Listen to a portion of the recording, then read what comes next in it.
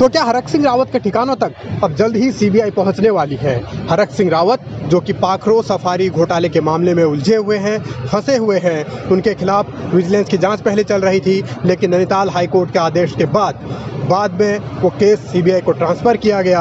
और अब सीबीआई किस तरीके से इस पूरे मामले को देखेगी, क्योंकि सीबीआई ने अभी हाल ही में छापेमारी की है और वो छापा मारा है किशन चंद जो कि पूर्व डीएफओ हैं, और एक रेंजर के घर भी ये छापेमारी हुई है। पुष्कर सिंह धामी की सरकार लगातार घोटालों को लेकर जो कार्रवाई का दावा कर रही है, उसी मामले में इस तरीके की ये जांच, हालांकि ये हाईकोर्ट के आदेश पर हो रही है, लेकिन धामी सरकार ने विजिलेंस को ये जांच सौंपी थी। और फिर विजिलेंस ने भी अगस्त में धामी सरकार की जो विजिलेंस है उसने छापेमारी की थी हरक सिंह रावत के ठिकानों पर, और इस पूरे मामले में तब सियासत गरमाई थी। लेकिन फिर नैनीताल हाईकोर्ट में ये केस तब चल ही रहा था, और विजिलेंस जब सही तरीके से तथ्य नहीं दे पाई तो हाईकोर्ट ने पूरा केस सीबीआई को सौंपा। और इस मामले में अब हरक सिंह रावत की मुश्किलें बढ़ने वाली हैं, यानी कि हरक सिंह रावत के ठिकानों तक सीबीआई कभी भी पहुंच सकती है।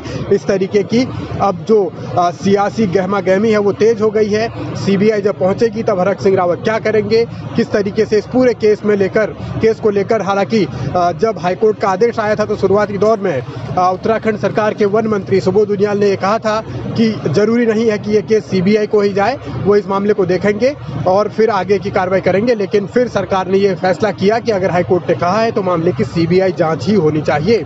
तो अब सीबीआई की छापेमारी अगर पूर्व डीएफओ के घर तक हुई है, उनके ठिकानों तक हुई है, तो पूर्व वन मंत्री हरक सिंह रावत के ठिकानों तक कब तक पहुंचेगी, इसे लेकर भी अब चर्चाएं तेज होने लगी हैं।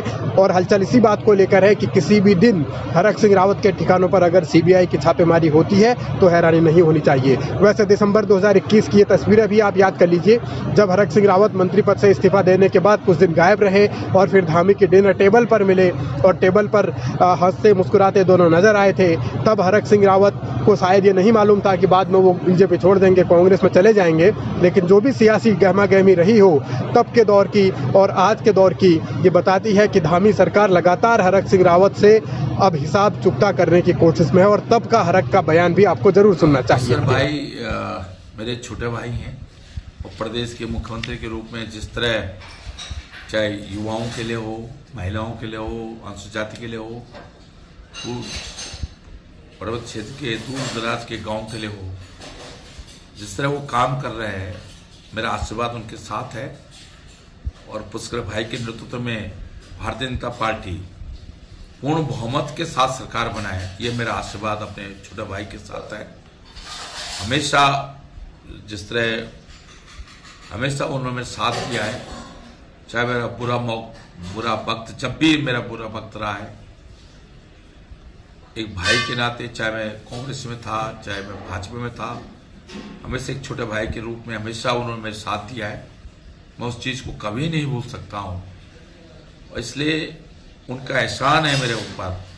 उनके नेतृत्व में भारतीय जनता पार्टी प्रदेश में सरकार बनाए, मेरे दिल से उस धारी माँ से, सिद्धौली बाबा से यही कामना है।